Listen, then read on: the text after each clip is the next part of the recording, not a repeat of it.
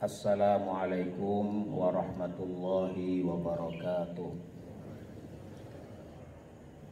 Alhamdulillahil ahadis samad alladzi lam yalid wa lam yulad wa lam yakul lahu kufuwan ahad. Allahumma salli wa sallim wa barik ala nabiyyina wa maulana Muhammad wa ala alihi wa ashabihi wa man tabi'ahum bi ihsanin ila yaumil ma'ad. Ma'asyiral muslimin jamaah Masjid Al-Ikhlas yang mudah-mudahan senantiasa diberikan rahmat dan maghfirah dari Allah Subhanahu wa taala. Puji syukur kehadiratnya pada pagi hari ini. Kita yang pertama tadi dibangunkan oleh Allah Subhanahu wa taala dari kematian sementara kita. Makanya kalau kita bangun tidur itu dianjurkan baca doa ya, alhamdulillahilladzi ahyana ba'da ma amatana wa ilaihin nusyur. Kelihatannya doanya sepele ya, cuma beberapa kalimat tapi maknanya dalam ya. Alhamdulillah, segala puji bagi Allah alladzi ahyana, yang telah menghidupkan kita kembali. Ba'da ma amatana, setelah Allah mematikan kita sementara. Wa ilaihin nusyur, dan kepadanya lah kita akan kembali. Ini sejalan dengan ayat yang dalam surat Az-Zumar, Allahu yatawaffal anfusa hina mautiha wallati lam tamut fi manamiha. Allahu yatawaffal anfusa, Allah lah dia zat yang menggenggam jiwa-jiwa manusia, yang Allah matikan. Allahu yatawaffal anfusa hina mautiha wallati lam tamut fi manamiha, dan Allah pula lah yang menggenggam jiwa-jiwa manusia yang mana mereka ini belum ditentukan kedatangan kematiannya. Jadi sama-sama diwafatkan oleh Allah Subhanahu wa taala. Kata wafat itu wafa yuwafi atau yatawaffa itu bisa berarti mewafatkan atau menggenggam. Jadi Allah Subhanahu wa taala menggenggam jiwa-jiwa manusia baik saat kematian yang sesungguhnya atau kematian sementara saat tidurnya. Dan alhamdulillah pagi tadi kita dibangunkan lagi oleh Allah Subhanahu wa taala. Kemudian kita sudah makan sahur ya. Sahur meskipun kelihatannya juga sepele, itu juga di situ banyak sekali nilai dan keberkahan yang Allah berikan kepada orang-orang yang bersahur di waktunya ya. Sebagaimana sabda Rasulullah sallallahu alaihi wasallam, tasahharu fa inna fis suhuri barakah. Sahurlah kalian semuanya, karena di dalam sahur itu ya, ada yang membacanya fa inna fis sahuri, atau yang membaca fa inna fis suhuri barakah, karena dalam waktu sahur atau dalam makanan sahur itu ada keberkahan. Jadi kalau pagi tadi kita bangun kemudian kita sahur ya, itu kita mendapatkan keberkahan yang luar biasa. Dan Bapak Ibu tahu nggak, ada amalan yang luar biasa di waktu sahur, yang amalan itu istimewa banget dan dipuji oleh Allah Subhanahu wa taala beberapa kali dalam Al-Qur'an. Amalan itu bukan sholat, amalan itu bukan baca Al-Qur'an. Ada amalan yang istimewa di waktu sahur ya. Waktu sahur itu waktu malam menjelang terbitnya fajar. Ada yang tahu Bapak-bapak? Apa? Istighfar, betul sekali, 100 ya untuk Bapak. Siapa? Ya 100 ya. Karena itu dipuji betul oleh Allah Subhanahu wa taala. Wal mustaghfirina bil ashar, dan orang-orang yang beristighfar di waktu sahur. Atau dalam ayat lain ketika Allah bercerita ciri-ciri orang-orang yang bertakwa, salah satunya adalah walladzina hum bil ashari yastaghfirun. Dan orang-orang yang di waktu sahur itu mereka beristighfar, banyak mohon ampun kepada Allah Subhanahu wa taala. Ada riwayat dari sejumlah ulama-ulama terdahulu ya. asar, ada yang menyebutnya riwayat dari Abdullah bin Umar radhiyallahu anhuma. Beliau itu kalau sudah masuk waktu sahur, waktu sahar, itu beliau menutup mushafnya. Atau kalau yang sholat menghentikan sholatnya. Mereka memulai amalan beristighfar, mohon ampun kepada Allah Subhanahu wa taala. Karena ini dipuji oleh Allah Subhanahu wa taala dalam setidaknya 2 tempat dalam Al-Qur'an, bahwa orang-orang yang beristighfar pada waktu sahur itu adalah ciri di antara keistimewaan orang-orang yang bertakwa kepada Allah Subhanahu wa taala. Nah, ma'asyiral muslimin yang dirahmati Allah Subhanahu wa taala, pada pagi hari ini kita insyaallah akan coba melihat kembali ayat-ayat tentang puasa. Mungkin ayat-ayat ini sudah sering kita dengar, sudah sering kita baca, tapi alangkah baiknya kita melihat kembali dari perspektif yang mungkin sebagian kita belum pernah mendengarnya, atau pernah mendengar tapi lupa, sehingga kita bisa lebih dekat dengan Al-Quran. Karena apa? Karena Ramadan ini adalah bulan Al-Quran. Ramadan ini merupakan waktu di mana, kalau menurut riwayat Ibnu Abbas itu pertama kali Allah menurunkan Al-Quran ke Lauhul Mahfud. Kemudian dari Lauhul Mahfud ke Baitul Izzah di langit dunia. Itu terjadi pada malam bulan Ramadan. Kemudian Allah juga menurunkan Al-Quran kepada Nabi Muhammad SAW dari langit dunia, dibawa oleh malaikat Jibril kepada Rasulullah SAW. Itu pertama kali juga terjadi di malam bulan Ramadan. Jadi ada 3 kali proses turunnya Al-Quran dari Allah Subhanahu Wa Taala ke Lauhul Mahfud, dari Lauhul Mahfud ke Baitul Izzah, dari Baitul Izzah kepada Rasulullah SAW. Itu semuanya terjadi di malam bulan Ramadan. Karena itulah, karena Ramadan merupakan syahrul Quran, bulannya Al-Quran. Coba kita lihat nih, Al-Quran itu berbicara bagaimana tentang Ramadan. Masyurul muslimin yang dirahmati Allah Subhanahu wa taala, kalau kita bicara tentang Ramadan dan puasa di bulan Ramadan, itu orang-orang selalu merujuk kepada ayat surat Al-Baqarah dari ayat 183 sampai 187 atau 88. A'udzubillahi minasyaitonirrajim. Ya ayyuhalladzina amanu kutiba alaikumus-syiyamu kama kutiba alal ladzina min qablikum la'allakum tattaqun ayyaman ma'dudat, dan seterusnya. Allah Subhanahu wa taala ketika berbicara tentang puasa, ingin mewajibkan kepada hamba-hambanya berpuasa di bulan Ramadan, itu Allah memanggil hamba-hambanya dengan ya ayyuhalladzina amanu, wahai orang-orang yang beriman. Mungkin jemaah sekalian sering mendengar penjelasan dari para ustadz, dari para khotib, para penceramah, mengapa Allah Subhanahu wa taala memanggil hamba-hambanya dengan ya ayyuhalladzina amanu. Ini di sini itu ada unsur, ada elemen yang namanya elemen tasyrif. Elemen memuliakan orang yang dipanggil. Kalau kita manggil istri kita, itu kadang-kadang ada yang manggil dengan namanya, ada yang manggil dengan hanya Dek, ada juga yang manggil dengan Beb atau Beb. Kalau Pak Kintoko manggil istri apa Pak? Hani, Hani atau apa? Ya. Ada yang manggil Hani, ada yang memanggil apalagi Yang misalnya, atau ya Yang.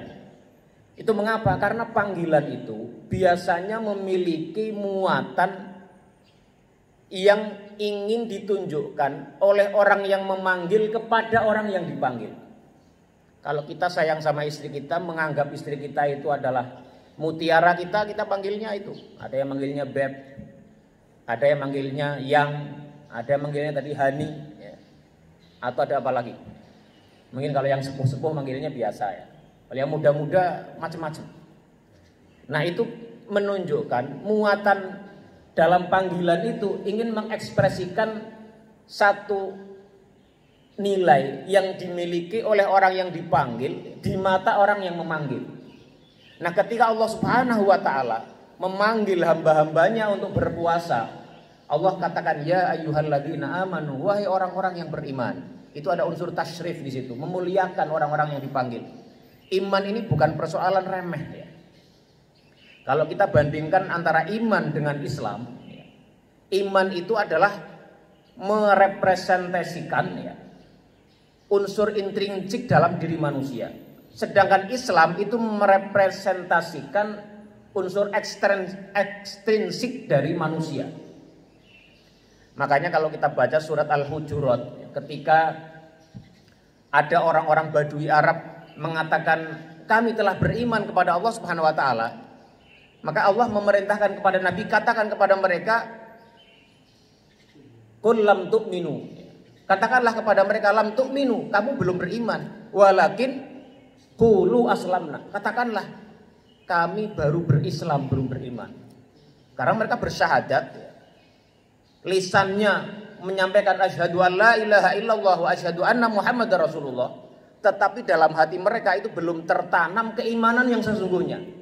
Qalatil a'rabu amanna qul lam tu'minu walakin qulu aslamna walamma yadkhulil imanu fi qulubikum. Jadi iman itu bukan masalah remeh ya. Ada orang aku beriman, tapi kalau ternyata dalam hatinya belum ada rasa iman itu ya, meskipun di fisiknya, di mulutnya, di lisannya keluar kata asyhadu alla ilaha illallah wa asyhadu anna muhammadar rasulullah, maka hakikatnya dia belum benar-benar memiliki keimanan. Jadi baru berislam. Jadi orang kalau membaca syahadat ya, masalah hatinya itu aslinya benar-benar beriman atau tidak, itu belum dikatakan, sudah dikatakan berislam, tapi belum dikatakan beriman. Nah, ketika Allah Subhanahu wa taala memanggil hamba-hambanya dengan ya ayyuhalladzina amanu, wahai orang-orang yang beriman, itu panggilan tasyrif ya, memuliakan Allah kepada hamba-hambanya yang ingin dipanggil itu.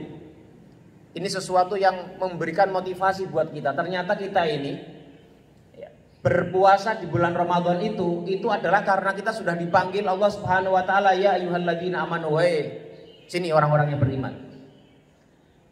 Allah katakan apa kepada orang-orang yang beriman? Kutiba alaikumusiyam, diwajibkan atas kamu sekalian. Jadi elemen yang kedua ada elemen taklif. Jadi kalau yang pertama tadi elemennya adalah elemen tasyrif ya, elemen panggilan yang memuliakan orang yang dipanggil.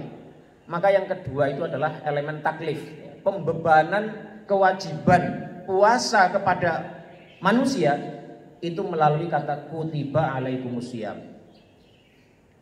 Ya ayyuhalladzina amanu kutiba alaikumusiyam, diwajibkan, telah ditetapkan kepada kalian asyam, berpuasa. Tapi yang menarik ma'asyiral muslimin rahimakumullah, kata kutiba alaikumusiyam itu menggunakan kata pasif. Kutiba, diwajibkan, alaikum, kepada kalian asyamu, berpuasa. Jadi kalau kita belajar membuat surat, itu kita dulu diajarin ya. Kalau kita menggunakan kata pasif, maka itu artinya penekanannya, tingkat pembebanannya, tingkat muatan bahasa itu lebih rendah, lebih ringan dibanding kalimat aktif. Jadi kalau kita misalnya mengatakan pengajian subuh di Masjid Al-Ikhlas dihadiri 200 orang umpamanya, dengan kalimat 200 orang menghadiri pengajian di Masjid Al-Ikhlas, itu beda penekanannya. Kata menghadiri dan dihadiri, itu muatan menghadiri lebih kuat, bobotnya lebih berat dibanding mengatakan dihadiri. Jadi pengajian dihadiri oleh 200 orang dengan 200 orang menghadiri, itu bobotnya beda. Nah, mengapa Allah Subhanahu wa taala mewajibkan puasa dengan kutiba alaikumusiyam, dengan kalimat pasif bukan kalimat aktif? Itu salah satunya karena asyamu itu ya. Kata siyam itu artinya berpuasa, adalah sesuatu yang pada dasarnya, pada umumnya tidak dilaksanakan dengan enteng oleh hamba-hamba yang melaksanakannya itu. Jadi kata as-saumu ya, kata as-siyam itu dalam Al-Quran ada berapa belas kali ya. Kalau nggak salah adalah 19 kali. Semuanya memiliki makna berpuasa sebagaimana yang kita pahami kecuali satu ya. Jadi soma yasumu sauman wasiyaman, itu kata kerja ya, dengan segala derivasinya. Soma yasumu sauman wasiyaman itu disebutkan kalau nggak salah ada sekitar 19 kali ya. Salah satunya, hanya satu saja yang artinya tidak puasa seperti yang kita lakukan selama ini. Itu ada dalam surat Maryam ya, ketika Allah Subhanahu wa taala memerintahkan kepada Maryam ya, wa kuli washrobi wa qarri aina. Maryam ya, alaihassalam dulu ketika mengandung tanpa ada bapak, kemudian beliau di mata kaumnya itu seakan-akan beliau dikira atau disangka melakukan perbuatan yang tidak senonoh, Maryam luar biasa sedih. Maryam luar biasa gundah, maka beliau menyingkirkan diri dari kaumnya, dan seketika setelah lahir putranya yaitu Isa alaihissalam, Allah katakan kepada Maryam, kuli washrobi wa qarri aina. Wahai Maryam, makanlah kamu, washrobi dan minumlah kamu, wa qarri aina, dan tenangkanlah, nyamankanlah dirimu. Fa imma tarayinna ahadam minal bashari faquli inni nadartu lirrahmani sauma falan ukal yauma insiya. Katakanlah kepada mereka, kalau kamu ketemu orang, siapapun dari manusia yang bertemu kamu, maka katakanlah inni nadartu lirrahmani sauma. Sesungguhnya aku nazar kepada Rahman, kepada Allah Subhanahu wa taala, sauma, untuk melakukan saum. Tapi kata saum ini dalam surat Maryam ini itu satu-satunya kata saum atau satu derivasi dengan siam yang maknanya bukan seperti puasa kita ini. Di situ maksudnya adalah saum sebagaimana dijelaskan oleh potongan ayat berikutnya, falan ukal limal yauma insiya. Sesungguhnya aku tidak akan berkata-kata, ngomong-ngomong dengan siapapun dari manusia. Itu kata saum di situ, itu artinya adalah puasa bicara yang Allah perintahkan kepada Maryam. Nah, ma'asyiral muslimin yang dirahmati Allah Subhanahu wa taala, kecanggihan bahasa Al-Qur'an ya. Ketika Allah ingin menjelaskan puasa yang dilakukan oleh umat Nabi Muhammad itu selalu menggunakan kata asyam. Tapi ketika Allah ingin mengungkapkan puasanya Bunda Maryam, yang itu adalah puasa bicara, Allah menggunakan kata saum. Jadi kalau dalam bahasa Arab ada satu kaidah penting yang mengatakan ziyadatul mabna tadullu ala ziyadatil makna. Bahwasanya bertambahnya komposisi struktur satu kata itu bisa memiliki kedalaman makna yang lebih dari kata yang komposisi hurufnya berkurang darinya. Jadi kalau kita hitung kata saumun ya, shod, wawu, mim. Tapi kata siam itu shod, ya, alif, mim. Siam ada 4 huruf, kata saum itu ada 3 huruf saja. Meskipun kalau kita buka ya, kitab-kitab hadis atau kitab-kitab fikih, itu kata siam dengan saum itu artinya sama, sinonim. Tapi Al-Quran ini karena bahasanya adalah di atas bahasa manusia, itu sangat canggih sekali, sangat teliti sekali dalam diksi pemilihan kata-katanya. Sehingga untuk membedakan antara saumnya Maryam yang itu adalah berpuasa dari bicara, Allah menggunakan kata saum. Tapi kalau menggambarkan atau ingin menunjukkan puasanya umat Nabi Muhammad SAW yang isinya larangan macam-macam itu Allah menggunakan kata asyam, siam. 4 huruf, yang saum hanya 3 huruf. Dan ternyata siamnya Nabi Muhammad itu jauh lebih banyak lagi, yaitu meninggalkan berbagai macam larangan, mulai dari makan, utamanya makan minum, kemudian bercampur dengan istri yang membatalkan puasa, dan banyak hal lagi yang dilarang dalam orang yang melaksanakan ibadah puasa di umatnya Nabi Muhammad SAW. Nah, masyarakat muslimin rahimakumullah, mungkin ada di antara kita yang bertanya-tanya, kalau kita diperintah oleh Allah Subhanahu wa taala asyam, berpuasa, itu ternyata larangan utama orang yang berpuasa itu adalah makan dan minum. Itu rahasianya apa? Ini sudah pernah saya menjelaskan belum, Pak? Ya, mengapa Allah Subhanahu wa taala menjadikan larangan makan dan minum itu menjadi salah satu unsur paling utama dalam kita berpuasa? Ya. Jadi kalau kita renungkan ya, ternyata urusan makanan dan minuman, urusan perut itu adalah salah satu urusan yang paling penting dalam kehidupan manusia. Jadi orang itu nggak bisa hidup tenang, nggak bisa beribadah dengan baik, nggak bisa tidur dengan nyenyak, nggak bisa berpikir dengan jernih kalau urusan akses kepada makanan itu tidak terpenuhi. Bahkan kalau kita baca ayat-ayat Al-Quran ya, ternyata urusan makanan itu adalah urusan yang pertama kali menjadi problem bagi nenek moyang kita yang pertama, yaitu Nabi Adam alaihissalam. dan istri beliau Hawa alaihissalam. Jadi urusan makanan ternyata adalah urusan yang paling penting dalam kehidupan manusia. Bahkan sejarah umat manusia yang dimulai dari Nabi Adam, urusan makanan itu adalah problem yang pertama kali menimpa. Jadi kalau kita baca ayat-ayat yang menjelaskan tentang kisah Nabi Adam, itu setelah Allah Subhanahu wa taala ciptakan Nabi Adam, kemudian Allah perintahkan para malaikat sujud kepadanya. Kemudian Allah katakan kepada Nabi Adam, wa qulna ya adamuskun anta wa zaujukal jannata wa kula minha ragadan haitsu syi'tuma wa la taqraba hadhihi syajarata fatakuna minadh dhalimin.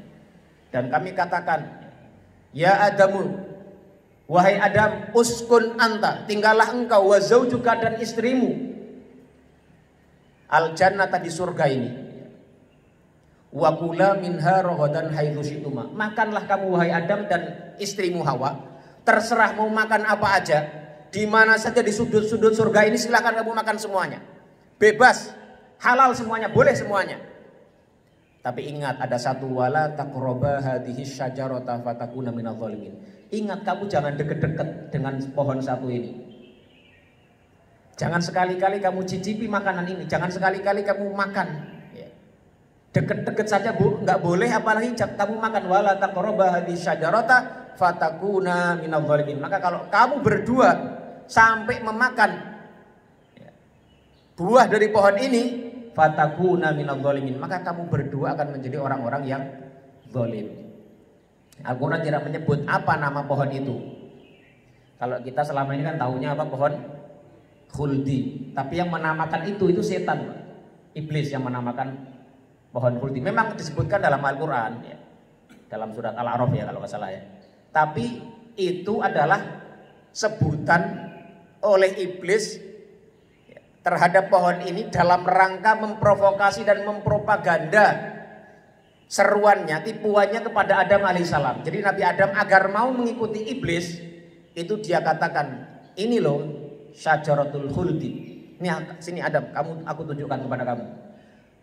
Allah itu melarang kamu deket-deket. Allah melarang kamu makan pohon ini, itu karena pohon ini itu adalah pohon syajaratul khuldi, pohon keabadian, pohon kekekalan. Nanti kalau kamu makan ini, kamu akan kekal di surga. Jadi cara iblis itu begitu. Jadi sama. Di zaman sekarang itu banyak orang menggunakan bahasa-bahasa yang dengan bahasa itu dikira muatannya itu bagus sehingga orang mau mengikuti. Kan banyak itu kan, orang menggunakan bahasa-bahasa yang kelihatannya indah, kelihatannya mantap, kelihatannya cakep, tapi ternyata itu adalah tipuan propaganda agar orang mau mengikuti apa yang dipropagandakan itu. Sama dengan iblis ini, dia mempropagandakan bahwa ini loh, ini adalah syajaratul khuldi, pohon keabadian, pohon kekekalan. Jadi kalau kamu Adam makan ini, kamu bisa kekal di surga. Jadi nama pohonnya itu sekali lagi tidak dinamakan oleh Allah, tapi iblis yang menamakan syajaratul khuldi dalam rangka menipu atau mempropaganda, mengajak Nabi Adam alaihissalam. Dan ternyata betul Nabi Adam kemudian tertipu ya. Nabi Adam tergoda oleh rayuan iblis itu, dan akhirnya beliau makan pohon itu, fatakuna minadh dhalimin, menjadi orang-orang yang zalim. Sampai kemudian Nabi Adam akhirnya mengakui kesalahannya dan bertobat kepada Allah Subhanahu wa taala, diajarkan ya, fatalaqa adamu min rabbih kalimatin fataba alaih. Maka Allah mengajarkan kalimat-kalimat taubat dalam surat Al-Baqarah itu, dan dijelaskan dalam surat Al-A'raf. Kalimat itu adalah Rabbana dzalamna anfusana wa illam taghfir lana wa tarhamna lanakunanna minal khasirin. Jadi kalimat taubat, istighfar. Nabi Adam mengakui kesalahannya, Rabbana, wahai Rabb kami, dzalamna, sungguhnya kami telah menzalimi diri kami. Dzalamna anfusana wa illam taghfir lana, kalau engkau tidak mengampuni kami,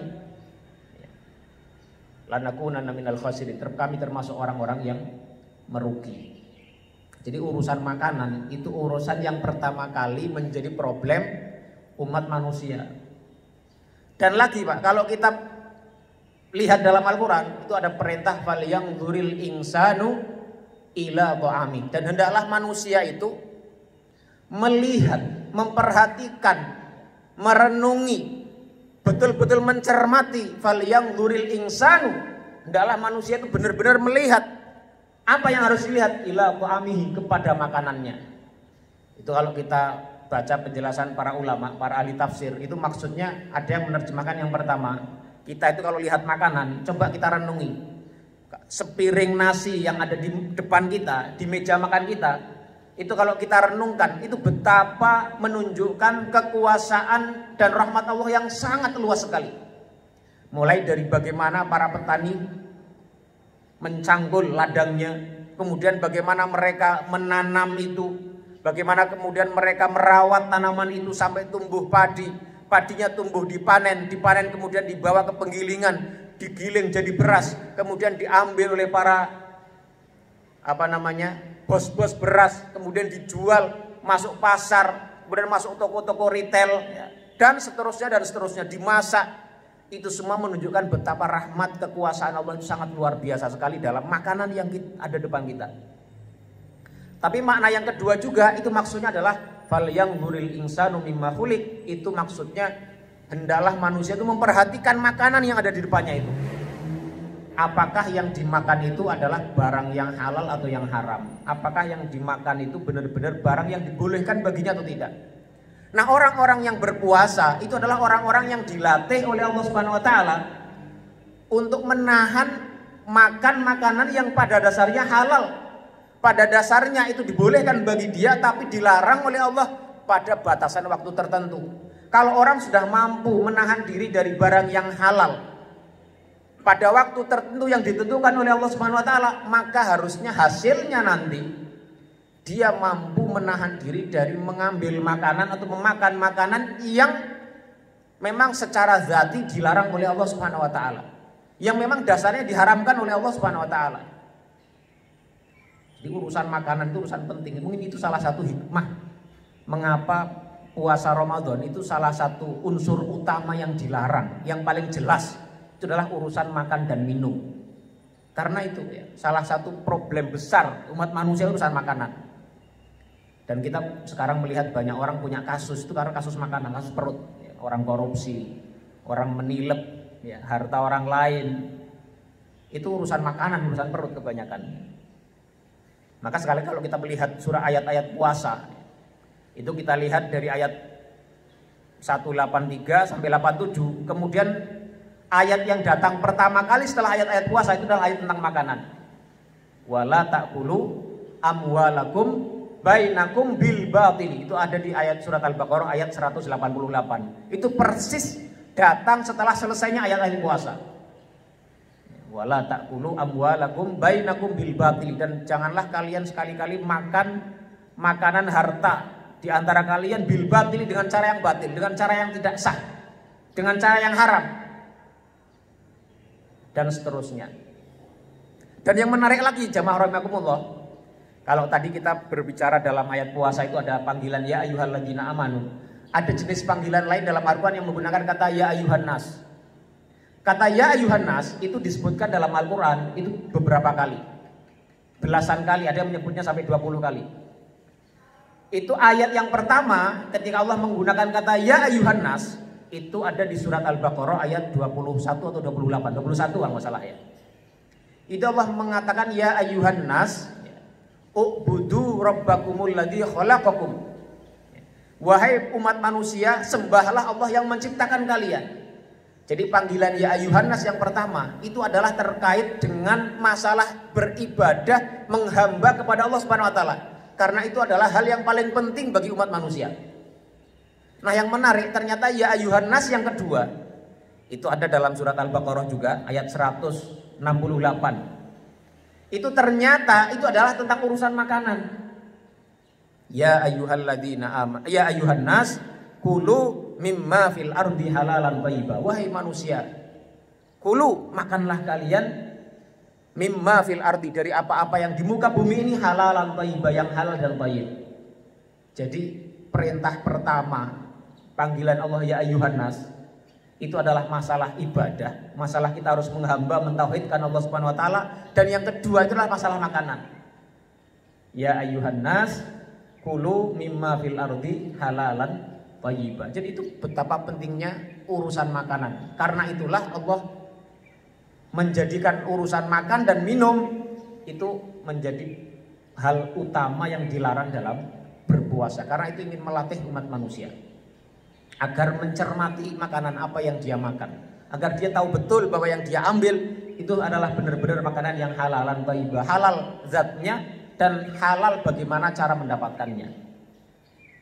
Kembali ke ayat puasa ya, ayyuhalladzina amanu, tadi tasyrif ya, kutiba alaikumusyamu itu taklif ya. Taklifnya, taklif puasa itu diringankan tekanannya. Karena apa? Karena yang ditekankan itu adalah satu hal yang sulit, satu hal yang berat, sehingga agar secara psikologis orang yang mendengar, orang yang merasa diberikan beban itu tidak merasa berat banget, itu Allah rendahkan dengan kata kutiba alaikumusiyam, diwajibkan atas kamu. Ini sama dengan kewajiban berperang ya, yang itu benar-benar menguji ya, atau benar-benar menjadi hal yang paling sulit karena sangat berpotensi menghilangkan jiwa seseorang. Itu juga Allah gunakan kata ya kutiba alaihimul qitalu, diwajibkan atas kalian berkital, melakukan peperangan. Jihad yang dalam arti perang itu diwajibkannya juga kutiba alaihimul qital, diwajibkan atas kalian qital, berperang. Karena hal itu berat, maka perlu diringankan tekanannya. Kutiba alaikumusyamu kama kutiba alal ladzina min qablikum, sebagaimana diwajibkan atas umat-umat sebelum kalian. Itu elemen yang ketiga adalah elemen taltif ya, untuk melembutkan. Jadi Allah Subhanahu wa taala ketika memerintahkan puasa yang berat ini, yang larangannya macam-macam, ada makan, minum, berhubungan suami istri dan lain-lain yang banyak itu Allah katakan bahwa puasa itu ternyata juga diwajibkan pada orang-orang sebelum kita. Itu gunanya apa? Gunanya tadi untuk taltif, melembutkan perintah tadi. Jadi satu ibadah atau satu hal yang berat yang dialami oleh seorang manusia, kalau kita tahu ada orang lain yang juga mengalami hal yang sama, itu rasanya lebih ringan. Kalau kita sakit, menjenguk orang yang sakit di rumah sakit, sudah 2 minggu dia di situ, terus kita ngobrol gitu kan, terus kita cerita, oh iya Pak, kemarin itu ada tetangga saya, itu di rumah sakit sampai 2 bulan gak sembuh-sembuh, gak keluar-keluar, misalnya. Itu orang yang sakit 2 minggu di rumah sakit itu, dia akan merasa, oh ternyata ada orang yang sama dengan saya, sama-sama dirawat di rumah sakit, bahkan sampai 2 bulan gak keluar rumah sakit misalnya. Dia akan merasa lebih ringan dalam jiwanya itu. Maka kama kutiba alal ladzina min qablikum, sebagaimana Allah telah mewajibkan kepada mereka puasa itu kepada orang-orang yang sebelum kamu sekalian. Itu yang ketiga ya, yakni litaltif. Kemudian yang keempat la'allakum tattaqun, ya, agar kalian semua bertakwa. Itu kalau dalam bahasa Arab artinya litta'lil. Jadi untuk menunjukkan sebab apa atau tujuan apa, alasan apa yang mendasari Allah Subhanahu wa taala mewajibkan puasa kepada hamba-hambanya. Jadi Allah mewajibkan puasa kepada hamba-hambanya itu bukan untuk mengukur kekuatan fisik kita. Allah tidak menginginkan atau memaksudkan dari ibadah puasa yang diwajibkan kepada hambanya itu untuk mengukur atau menguji seberapa kuat fisik kita, bukan. Makanya nanti di ayat setelahnya disebutkan kalau orang yang nggak kuat puasa boleh dia bayar fidyah. Atau orang yang berat sekali melakukan puasa boleh dia ganti dengan fidyah, dengan memberi makanan kepada orang-orang miskin. Karena apa? Karena puasa tujuannya bukan untuk mengukur kekuatan fisik manusia, tapi tujuannya adalah la'allakum tattaqun, agar kalian semua bertakwa. Ini litta'lil ya. Sebab tujuan puasa itu adalah untuk menjadikan hamba-hambanya berpuasa. Mengapa? Karena dalam puasa itu tadi, puasa itu adalah satu sistem yang sangat komprehensif sekali. Itu ada cerita, ada sekelompok ulama ya, itu berkunjung ke Eropa, ada dialog antar agama. Itu tokoh agama lain, itu ada yang mengatakan kami itu sebenarnya takjub ya, dengan Islam yang punya konsep Ramadan, puasa di bulan Ramadan. Mengapa? Karena puasa di bulan Ramadan itu adalah sebuah konsep yang komprehensif, yang membuat orang itu benar-benar berbeda dari di luar itu. Kita dengan Ramadan itu bisa lebih dekat dengan Allah. Dengan Ramadan kita juga lebih dekat dengan masjid. Kita bisa lihat jemaah masjid ini berapa sop tadi Pak? Ada 5 atau 4 tadi? Ya? 3. Kalau di luar Ramadan berapa sop Pak? Hah? 3 juga? Wah ini spesial ini. Karena kalau di masjid-masjid lain itu biasanya kalau di bulan sebelum Ramadan itu misalnya 3, tapi kalau Ramadan biasanya jadi 5. Tapi nanti semakin bertambahnya hari itu mengalami kemajuan. Ya, maju softnya mengalami kemajuan. Jadi kemajuan yang negatif itu adalah kemajuan soft pada bulan Ramadan. Tapi pada umumnya dengan Ramadan orang biasanya lebih dekat kepada masjid. Dengan Ramadan orang juga lebih dekat dengan Al-Quran. Dengan Ramadan orang bisa juga lebih dekat dengan kerabat-kerabatnya. Dengan Ramadan orang benar-benar diubah cara hidupnya secara komprehensif, secara lengkap dari berbagai sisinya. Orang yang nggak biasa bangun subuh jadi bangun subuh karena juga dia harus sahur. Orang yang jarang-jarang ke masjid lebih sering ke masjid. Orang-orang yang jarang malam sholat, paling tidak dia sholat taraweh dan witir setiap malam bulan Ramadan. Jadi sebuah sistem yang membuat orang berbeda dengan hari-hari sebelum Ramadan itu. Dan itulah yang kemudian disebutkan la'allakum tattaqun, agar orang menjadi orang-orang yang bertakwa. Semua aspek diurusi dalam bulan Ramadan. Selain makan minum misalnya, Rasulullah berkata, ya, Rasulullah bersabda misalnya, kalau ada orang puasa, ya, idza kana saumu yaumi ahadikum fala yarfuth wala yaskhab. Fa in sabahu ahadun au qatalahu falyaqul inni shaim. Kalau ada orang berpuasa, sudah masuk ke puasa, maka janganlah dia berkata kotor atau berteriak-teriak, marah-marah, melakukan perilaku yang tidak pantas. Fa in qatalahu ahadun, fa in sabahu ahadun. Kalau ada orang yang memaki-maki dia, mengajak perang mulut atau mengajak bantah-bantahan, falyaqul inni shaim, maka katalah kepada dia, ini sesungguhnya aku shaimun, adalah orang yang berpuasa. Diatur masalah urusan berbicara. Man lam yada' qaula zuri wal amala bi falaisa lillahi hajatun fi ayyada amahu wa syarabahu. Kalau ada orang berpuasa kemudian dia tidak meninggalkan perkataan dan perbuatan dusta, falaisa lillahi hajatun fi ayyada amahu wa syarabahu, maka lapar dan hausnya dia itu tidak lagi diperhatikan, tidak dipentingkan, tidak diterima lagi oleh Allah Subhanahu wa taala. Jadi urusannya adalah orang puasa itu juga harus mengontrol perkataan, harus mengontrol perilaku, harus mengontrol jari-jarinya. Jadi semua itu adalah dalam rangka membuat la'allakum tattaqun.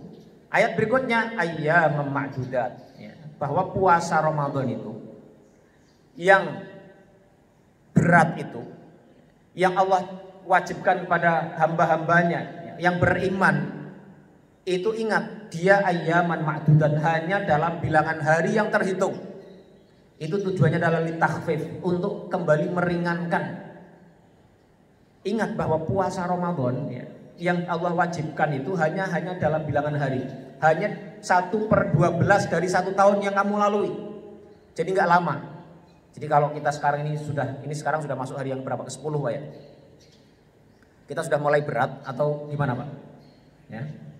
Dengan masuk hari yang 10 itu rasa-rasanya kita sudah mulai kelelahan atau tambah semangat.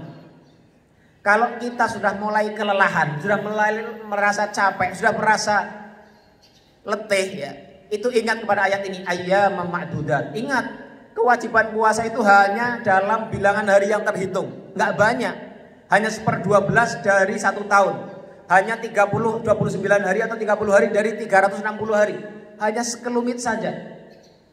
Maka jangan merasa lelah, jangan merasa berat. Itu litakhfif. Makanya unsur yang ke-5 itu adalah ada dalam ayat puasa adalah unsur takhfif, meringankan. Tapi pada sisi yang lain dia juga berarti litansyir, untuk memberikan semangat kepada hamba-hambanya.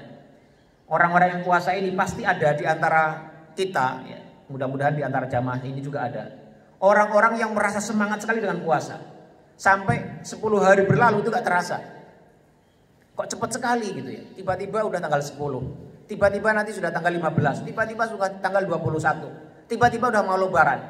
Karena saking dia menikmati ibadah di bulan Ramadan.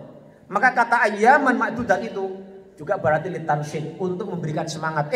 Kamu hamba-hambaku yang beriman, yang menikmati ibadah bulan puasa, ingat ayyaman ma'dudat. Puasa itu hanya dalam bilangan hari saja.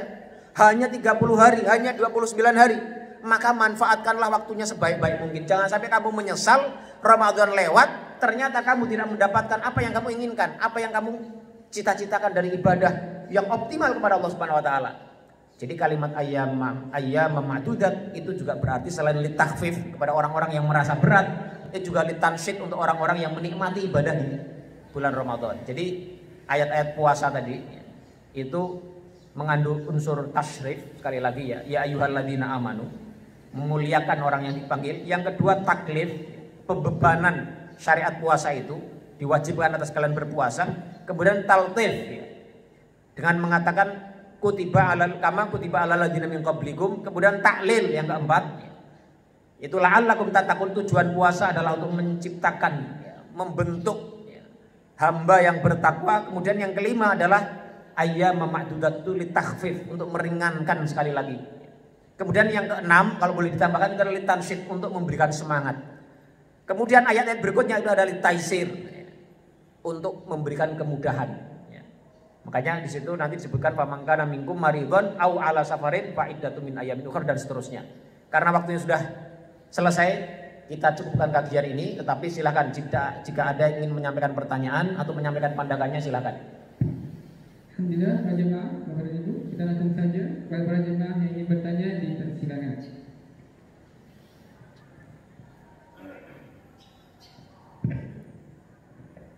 Terima kasih. Assalamualaikum warahmatullahi wabarakatuh. Waalaikumsalam. Ustaz, itu kebiasaan kita kaum muslimin menjelang subuh itu ada namanya waktu imsak. Nah, pertanyaan saya adalah apakah ada gajiannya atau kapan saja dimulainya? Nah, kalau tidak ada berarti kan bid'ah. Nah, bagi yang mengamalkan itu bagaimana? Sementara kita mau ibadah, terus kita melaksanakan pada saat kita melaksanakan bid'ah. Tapi bagi yang nggak percaya itu ya sudah apa?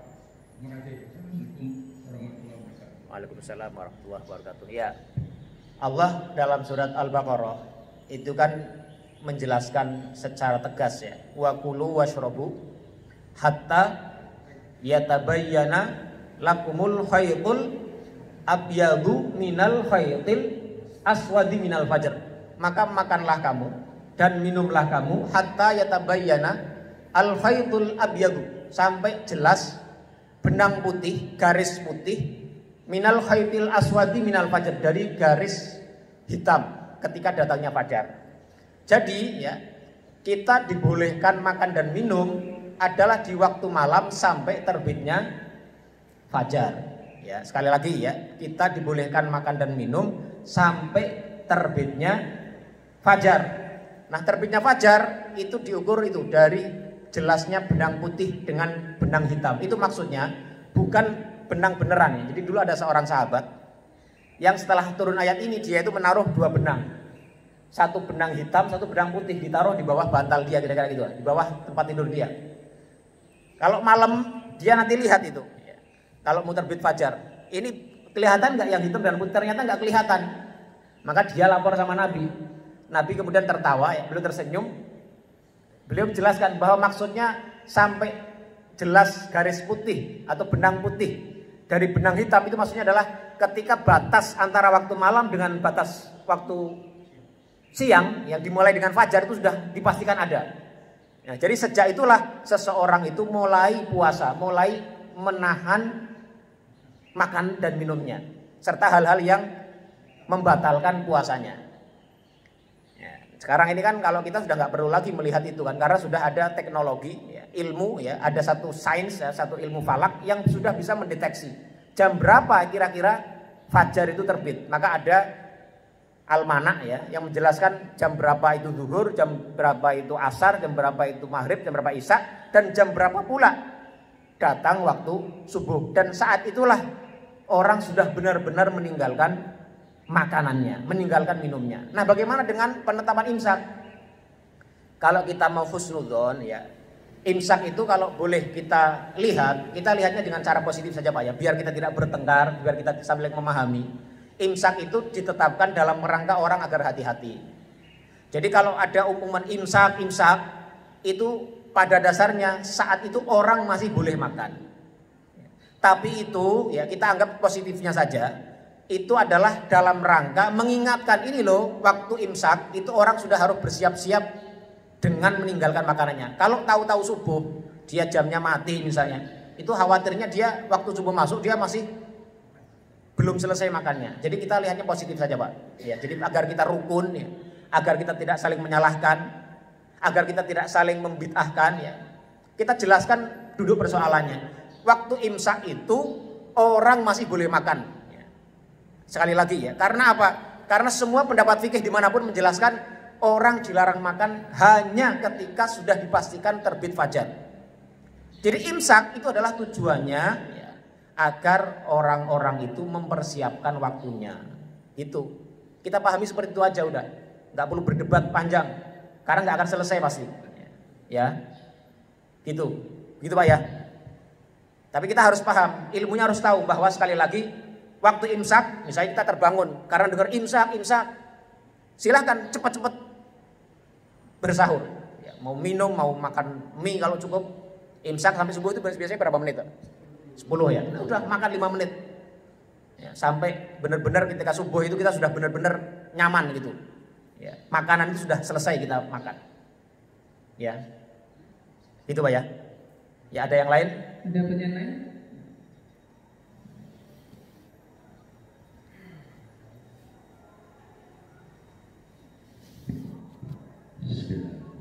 Assalamualaikum warahmatullahi wabarakatuh. Waalaikumsalam.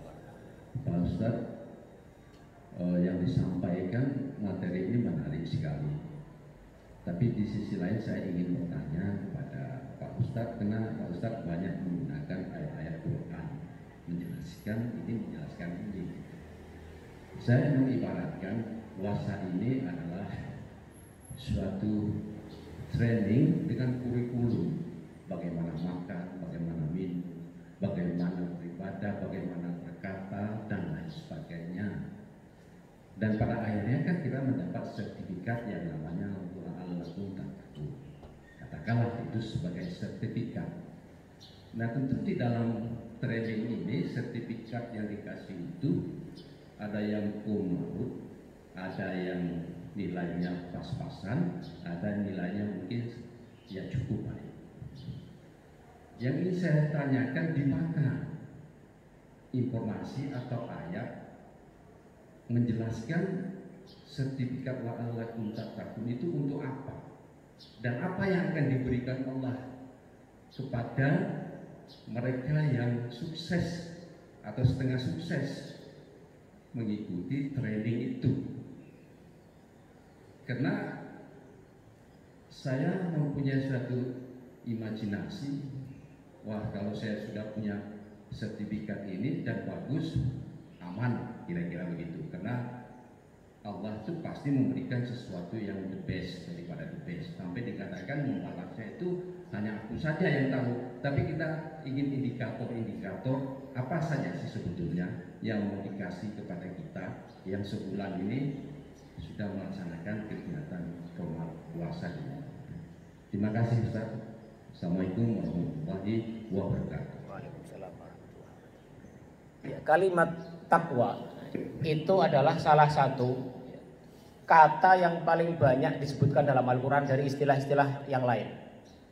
Makanya Ibnu Al-Arabi ya, seorang faqih dalam mazhab Maliki dan mufassir yang terkenal, itu pernah disebutkan beliau itu mengatakan lam yatakarrar lafdun fil Qur'ani mithlu lafdit taqwa ihtimaman bisya'niha. Beliau pernah mengatakan bahwa di dalam Al-Quran tidak ada terminologi yang paling banyak disebutkan melebihi terminologi takwa, ihtimaman bisya'niha, karena betapa pentingnya urusan takwa ini. Nah kalau kita lihat ayat-ayat Al-Quran ya, Karena Al-Quran itu saling menjelaskan antara satu dengan yang lainnya. Kayak tadi kita membandingkan antara kata saumnya Maryam dengan siamnya umat Nabi Muhammad, itu berbeda ya. Karena satu dengan yang lainnya kalau kita relasikan dan tapi ada relasinya, yaitu sama-sama menahan. Yang satu menahan bicara, puasa bicara, yang satu menahan lebih dari itu. Dan orang yang berpuasa juga harus menahan bicaranya, mengontrol bicaranya. Nah, sama dengan takwa ini. Takwa ini disebutkan dalam Al-Quran banyak sekali. Kalau kita baca mushaf misalnya, buka mushaf, itu di lembaran pertama, di sebelah kanan biasanya Al-Fatihah. Itu nanti sebelah kirinya sudah ada kata takwa itu. Ya, alif lam mim dzalikal kitabu la raiba fihi hudan lil muttaqin. Itu loh Al-Qur'an ya. Ini loh Al-Qur'an ini ya, yang diturunkan oleh Allah Subhanahu wa taala yang ada di hadapanmu itu. Dia adalah huda sebagai petunjuk. Tapi petunjuk itu tidak akan benar-benar maksimal, tidak akan benar-benar memberikan makna yang dalam kecuali bagi orang-orang yang bertakwa. Hudan lil muttaqin. Maka dari ayat ini kita mengambil kesimpulan juga bahwa salah satu ciri orang yang bertakwa, kalau dia cum laude lulusnya dari madrasah Ramadan, dari kurikulum Ramadan, maka dia adalah dekat dengan Al-Quran. Sehingga saking dekatnya dengan Al-Quran, yang membacanya iya, juga memahaminya iya, dan mengambil hidayahnya itu yang paling penting. Mengambil petunjuk ajaran Al-Quran itu seperti apa. Al-Quran melarang ini, Al-Quran mengatakan A, Al-Quran mengarahkan B, Al-Quran menganjurkan C, Al-Quran melarang D. Itu semua hidayah, itu semua petunjuk. Bagi orang-orang yang bertakwa yang alumni Ramadan, itu jadi salah satu indikator dia hudan lil muttaqin. Kemudian disebutkan sifat-sifat setelah itu. Orang yang bertakwa seperti apa? Dia beriman kepada yang gaib, dia mendirikan sholat, membayar zakat, mengeluarkan zakatnya, dan seterusnya. Nanti di ayat lain orang-orang bertakwa disebutkan ciri-cirinya juga. Misalnya dalam surat Ali Imran yang mungkin sering dibaca para imam itu ya. Yang wasari'u ila magfirati min rabbikum itu. Dan seterusnya kan ciri orang bertakwa. Ada yang menahan marah, mampu menahan amarahnya. Dan seterusnya. Jadi banyak sekali dalam. Jadi kalau masalah takwa itu gak bisa dijelaskan dalam sekali dua kali pertemuan. Ciri-cirinya banyak sekali. Itu bisa dirujuk ke dalam ayat-ayat Al-Quran yang tadi jumlahnya itu sangat banyak sekali. Sampai Ibnul Arabi itu mengatakan lam yatakarrar lafdzun fil Qur'ani mithlu lafdz taqwa ihtimaman bisya'niha. Tidak ada satu terminologi agama yang paling banyak disebutkan dalam Al-Quran melebihi terminologi takwa. Ihtimaman bisya'niha, karena memang kedudukan takwa sangat penting. Dan takwa pula itu adalah wasiat yang Allah wasiatkan kepada orang-orang terdulu sampai zaman kita ini. Itu disebutkan dalam salah satu ayat, walaqad wassaynal ladzina min qabl walaqad wassaynal ladzina utul kitaba min qablikum wa iyyakum anittaqullah. Dan kami, kata Allah Subhanahu wa taala, sungguh telah berwasiat, sungguh telah memerintahkan kepada orang-orang ahli kitab sebelum kalian, walaqad wassaynal ladzina utul kitaba min qablikum wa iyyakum, dan juga berwasiat kepada kalian semuanya anittaqullah, agar kalian bertakwa kepada Allah Subhanahu wa taala. Jadi takwa itu adalah wasiatnya nabi-nabi terdahulu sampai Nabi Muhammad. Bahkan dia juga jadi wasiatnya para khotib setiap Jumat dimanapun dia berada. Mau datang ke masjid manapun, dari mazhab apapun, dari kelompok manapun, itu pasti ada pesan takwa. Saking pentingnya takwa. Tapi kalau kita mau sederhanakan ya, kalimat takwa itu sebenarnya artinya bisa dirunut kepada dua hal, yaitu rasa takut dan rasa melindungi. Jadi takut itu maksudnya adalah rasa takut kepada Allah, rasa takut yang bercampur dengan cinta kepada Allah Subhanahu wa taala. Jadi takwa itu bukan hanya takut, tapi takut yang juga diiringi cinta. Bukan takut karena dalam arti takut gitu ya. Jadi makanya kalau kita baca Al-Qur'an itu, atau ada yang mendefinisikan juga, misalnya at-taqwa al-khaufu minal jalil. Takut kepada Allah yang maha mulia, yang maha agung. Ya, waridho bil qalil misalnya, dan ridho dengan yang sedikit. Wal isti'dad li yaumir rahil, dan juga mempersiapkan diri untuk waktu nanti perjalanan yang panjang, yaitu menuju akhirat, dan seterusnya. Tapi kalau kita sekali lagi sederhanakan, takwa itu intinya itu dua ya, yaitu rasa takut kepada Allah Subhanahu wa taala yang diiringi dengan cinta kita. Jadi kalau kita ada orang tua kita misalnya nih, kita punya orang tua Kemudian orang tua itu nggak suka kalau kita anaknya itu misalnya pagi-pagi leyeh-leyeh misalnya. Kemudian kita tidak melakukan itu karena menghormati orang tua kita, itu adalah ketakwaan. Jadi rasa seperti itu adalah rasa yang diekspresikan dari takwa itu. Jadi kalau Allah menginginkan kita itu puasa ya harus tadi dengan standar yang banyak itu. Ya kita itu, kalau orang yang tujuannya ke takwa itu, dia akan melakukan itu karena takut dan mencintai Allah Subhanahu wa taala. Tapi yang kedua, makna takwa itu bisa berarti makna melindungi diri. Melindungi diri dari segala hal yang membahayakan kita, khususnya dari maksiat yang membahayakan kehidupan akhirat kita. Makanya kalau kita baca salah satu ayat itu, ya ayyuhalladzina amanu qu anfusakum, wahai orang yang beriman, jagalah diri kamu, proteklah diri kamu. Qu dari kata takwa juga sama. Ahlikum qu anfusakum, jagalah diri kamu. Wa ahlikum naro, dan juga keluarga kamu naro dari api neraka.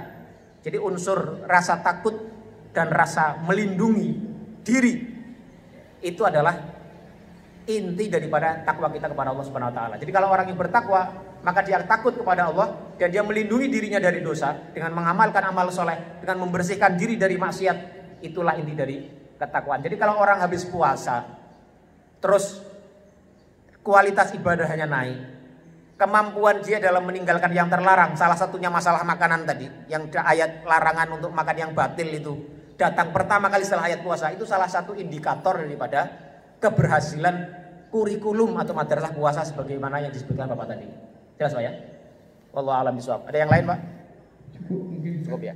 Alhamdulillah jemaah pada Ibu, kita sudah sampai di akhir kajian kita. Mari kita tutup majelis kita dengan doa untuk majelis. Subhanakallahumma wa bihamdika asyhadu an la ilaha illa anta astaghfiruka wa atubu ilaik. Billahi taufiq hidayah. Assalamualaikum warahmatullahi wabarakatuh. Waalaikumsalam warahmatullahi wabarakatuh.